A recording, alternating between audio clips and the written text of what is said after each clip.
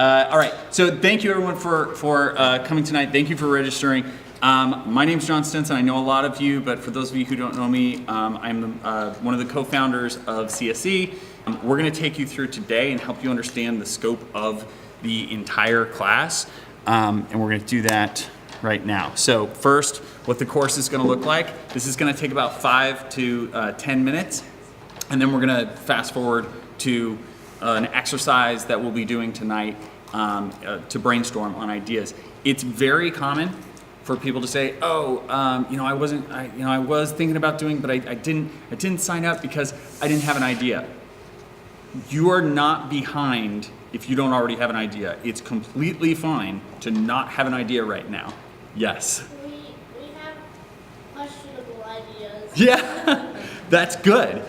So one of the things that we're going to talk about tonight is trying to fail early, right? You want to get an idea out there and go, okay, what if we did this? And then say, oh, okay, well, here are some of the problems with that. Let's put that on the shelf. We'll come back to it maybe, or maybe we'll come up with something else that's better and we won't touch on that again. But that's absolutely a part of the process. We're going to talk about the invention logs. So I know I do see several people here have the folders. You should have the PDF printed in them. If you don't have this yet, it's no big deal. Next week we'll start using it more. But this is a really important part of the process. And then finally we're going to talk about the invention process itself and the way that the Connecticut Invention Convention and the National Invention Convention works overall, and sort of the way that the system is built. So this course, so we're here February 6th.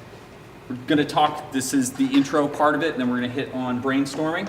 Next week, we're going to do more brainstorming, and then we're also going to shift to research. It's a really important part of that, and we'll touch on that more a little bit later. Design and refine, so actually getting to the stage where we're designing our inventions from some of the problems that we're trying to solve. Finally, build, test, and troubleshoot. So by February 27th, we should be knee-deep in actually building the inventions. Then we're starting to talk about marketing, communicating, presentation skills, and then finally the East Invention Convention, which we'll do here. We'll have a panel of judges who will go around. It'll take somewhere between 30 minutes and an hour for that night, and then we'll have have a little celebration that night. But for the people who move on to the finals, the state finals are going to be May 4th. This year there is no regional competition. Can you go? See, did I just hear a doorbell? Or was that somebody's phone? Okay. Alex, yeah, check anyways. Maybe just check to see if somebody's in. Thank you. Alex is going to be my helper. All right, so that's the schedule for the class. If you see a conflicting date, we are going to be recording so that you'll still be able to get the lesson and still be able to make progress as we go. All right, the invention log. So this pictured here is actually a picture. What's that? Yeah. What? Why not? The log itself, so we actually have a bunch of worksheets. One of the things that we're going to do tonight, I have a worksheet form of it, and I'll distribute it electronically so you all have it. We're not charging for the class, right? This is a free class for everybody because we want people to participate regardless of whether or not it hits their budget or hits their bottom line.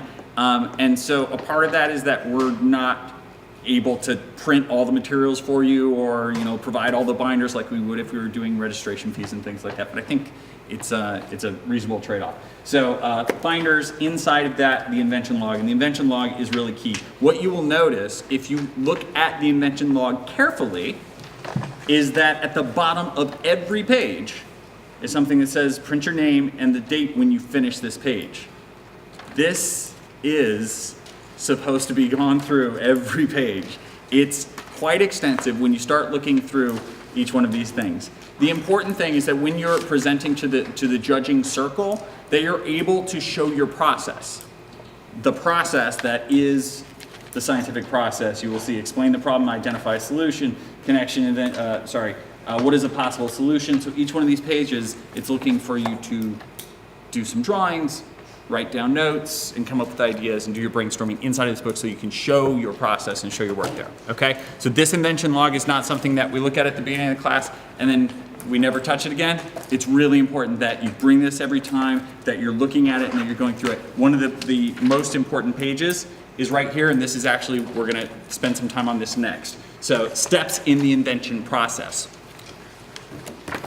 As we talk about steps in the invention process, we have a very simple 20-step process. Everyone got it? Great, go invent. Okay. I appreciate that they have come up with a robust process. However, I think these little additions that we make to it, so this is their process, this is the way that I would think about it.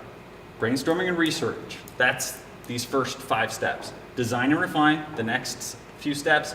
Build, test, troubleshoot, that's those steps. And then marketing and communication. One thing that you'll notice as you look at these steps is you'll get down to a step and it'll say, repeat steps 5 to 7 until you have design that you think will work. So this is a concept that's really important. I'm a application developer, I build technology, I code, and that idea of iteration is so important to success. You have to be willing to say, I'm gonna try something, and oh, nope, that didn't work.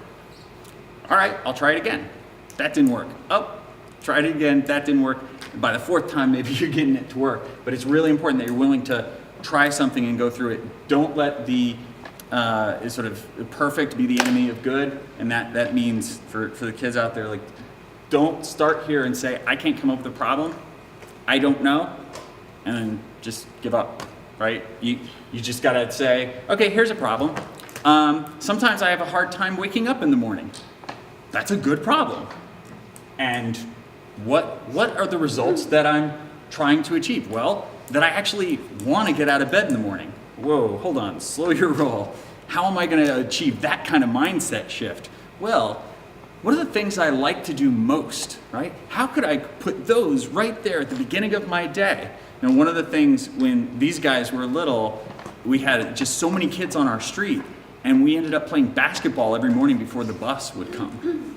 And that is not exactly an invention, but it kind of is, because the kids would be out there at 8 o'clock, 20 minutes before the bus. All the kids on the street like, hey, because we're playing basketball. Like, okay, like that's totally normal. So like thinking about these problems in that kind of creative way, that's the whole challenge of this first set of sort of challenges that are ahead of us. So, okay, today we're going to focus on this part of this problem. Okay, before we do, I just want to hit 2 more quick things. Okay, so brainstorming research, what the problem is, we just went through all of these, so we're good here. Design and refine, build, test, troubleshoot, marketing, communication. That's the way the class is going to be laid out. So as we said before, that sort of the schedule, that's going to sort of follow each one of the steps in the book. So you'll be able to go down that list. You'll notice in the book, there's check marks next to it. So you should be able to work through those check marks and check off each one of those. Okay. Questions? Comments? Concerns? Is anyone feeling daunted by the process? Sorry, yeah. Is it like, wow, this is a lot. I'm not sure if I'm up for this. Yeah? Sure. I brought some stuff that I got for Christmas, like squishy circuits and Cool. different things, and I wondered what the legality is on using things that are not made by the Oh, totally fine. Right. Okay. So there's. And there- that's for everyone. Yeah. No. It's a really good question. So there's actually quite a bit about the sort of the rules of the program, and we'll focus on that next week. We'll take some time and talk about the rules. So one of the things that oftentimes comes up is, well, I want to work with a buddy. And the Connecticut Invention Convention realizes that in the real world, we tend to work in teams. Right? We tend not to work as sole practitioners taking a product from ideation to like delivering it into the market. Like that's crazy. That never happens. You've got a team, somebody's making it, somebody's coming up with the designs, but they feel strongly that to work through those things where an individual isn't necessarily strong, where maybe you're not a great designer, and to have to spend time in that design phase and drawing it out. I bet if I said, who here doesn't really like to draw, there'd be a few hands that go up. I get that. That's probably somebody trying to get in right now. Alex, can you go check the door? Thank you. Yes, it is. Pat's here. Okay. So, when you think about each one of those parts of the process that we just touched on, that maybe gives you a little bit of anxiety, gives you a little right here, you just gotta work through that, and that's a part of this process. The whole point is that you're doing those things that are hard for you so that you will get better, right? Weightlifters don't go to the gym and just look at the weights and go, those look hard. They go, this is really hard, and as they're doing it, they're building muscle. Okay? All right.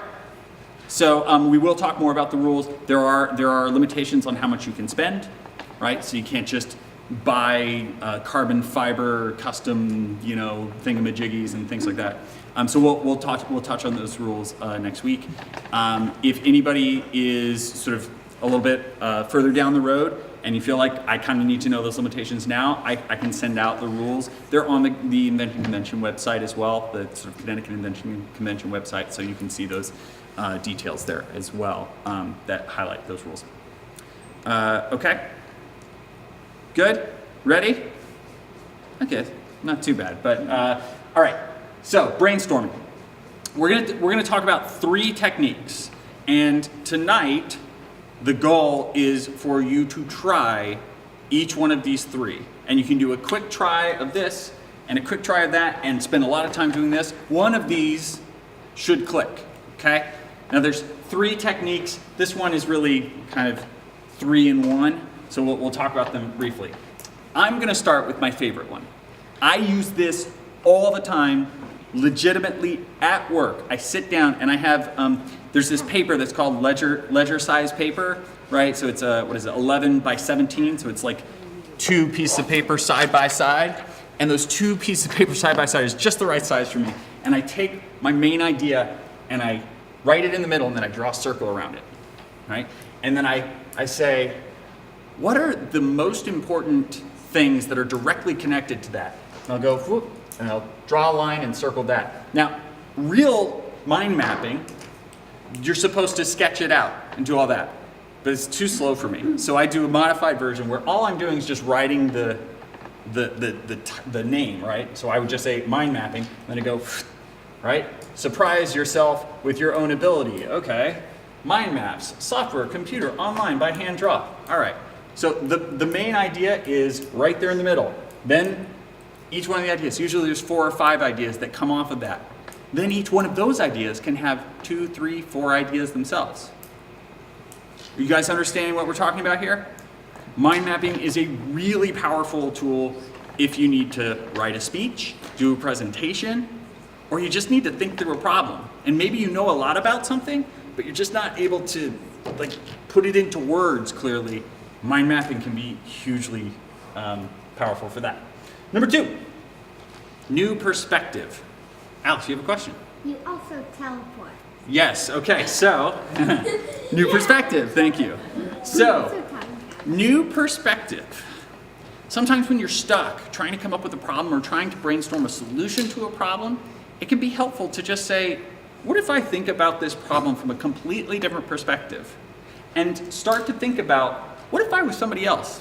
What if I was Abraham Lincoln trying to solve this problem? Right? And it's right? And literally get to that stage where you're actually thinking, how would my senses be engaged in this problem differently? I would be taller, so I'd be looking down on this problem differently. I'd be have to dealing with this gnarly beard, right? And where am I gonna put my hat, right? So impersonate somebody else. Imagine that you are someone else and then think through the problem. Time travel. Sometimes the problems that we have, we put them there ourselves, right? We actually say, oh, well, there's no way to do this today, so I don't know how I can solve this problem. Throw that out. Just transport yourself into the future and pretend like some component of this problem is already solved. And now how would you solve the rest of the problem? And sometimes that helps you to realize that, that one thing that was in your way maybe isn't so much of a problem. And then teleport. Change your setting.